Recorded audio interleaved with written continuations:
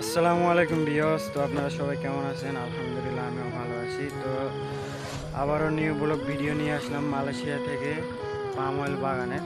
তো দেখতেই পাচ্ছেন আমার পিছনে হচ্ছে ট্রাকের বগি, তা আমরা মালয় ভাষায় বলি বিম।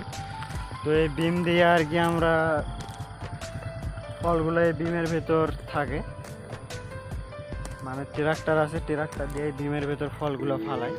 তো দেখতে পাচ্ছেন এই বিমে মিনিমাম আপনার 60 টনের মতো ফল ধরে, 60 টন ফল আর কি লোড করা যায়। তো আপনাদেরকে দেখাবো কিভাবে লোড করে ফল।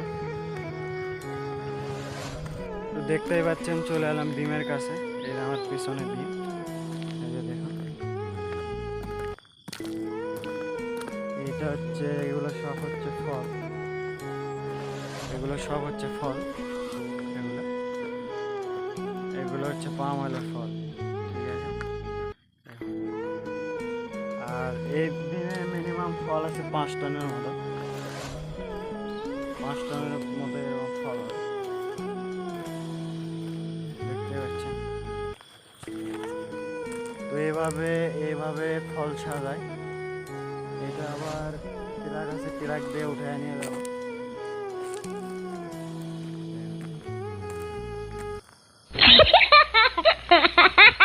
তো এখন যাব কাজ করতে।